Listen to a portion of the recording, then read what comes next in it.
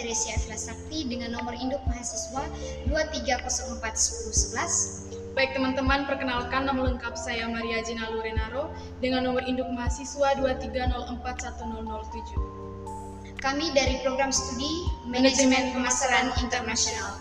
Baik teman-teman, di sini kami akan menjelaskan tentang komputer.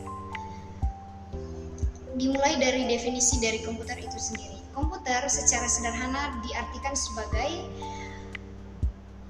alat yang biasa digunakan oleh orang-orang di era digitalisasi. Adapun fungsi dari komputer adalah untuk menyimpan dan memproses data menjadi informasi yang sistematis.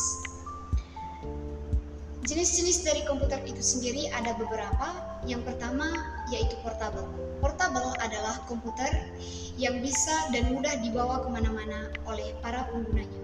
Yang kedua adalah komputer desktop. Komputer desktop adalah komputer yang diletakkan di atas meja. Yang ketiga adalah komputer palmtop yang bentuknya lebih kecil. Dan yang berikutnya adalah komputer tower. Komputer tower ukurannya lebih besar dari komputer desktop. Dan yang berikutnya adalah komputer notebook.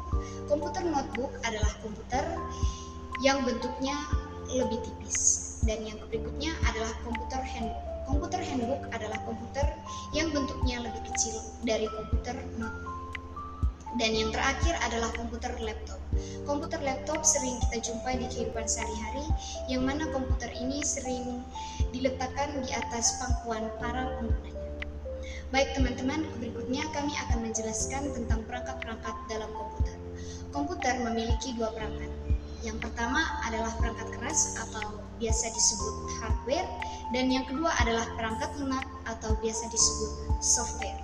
Nah, perangkat keras atau hardware adalah perangkat keras yang dapat dilihat dan dapat dipegang oleh para penggunanya, seperti keyboard, CPU, mouse, RAM, prosesor, dan hard disk. Nah, keyboard sendiri adalah perangkat keras pada komputer yang berfungsi sebagai alat input data yang berupa huruf, angka, dan simbol.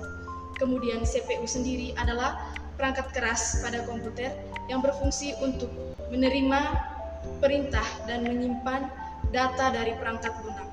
Yang ketiga adalah mouse. Mouse adalah perangkat keras pada komputer yang berfungsi untuk memulai dan melaksanakan suatu program pada komputer. Yang berikutnya adalah RAM, memori jangka pendek yang berfungsi untuk menyimpan data pada komputer. Yang berikutnya adalah hard disk. Hard disk adalah tempat untuk menyimpan segala jenis data, file, dan dokumen virtual. Yang berikut adalah perangkat lunak atau software sendiri adalah perangkat lunak yang bisa dilihat tapi tidak bisa dipegang oleh para penggunanya. Di dalam perangkat software sendiri ada aplikasi, dan aplikasi-aplikasi tersebut terdiri dari yang pertama aplikasi pengolah kata atau Microsoft Word, yang kedua ada aplikasi pengolah angka atau Microsoft Excel, dan yang ketiga aplikasi pengolah presentasi atau Microsoft PowerPoint. Baik teman-teman, sekian penjelasan dari kami mengenai komputer. Dan jika teman-teman tidak ingin ketinggalan zaman, teman-teman harus lebih mempelajari lebih dalam tentang komputer, karena tujuan dan peran komputer di kehidupan kita adalah sangat penting. Selain kita dapat mengakses informasi kapan saja, kita juga dapat mempraktiskan segala pekerjaan kita, apalagi teman-teman yang bergelut di bidang bisnis.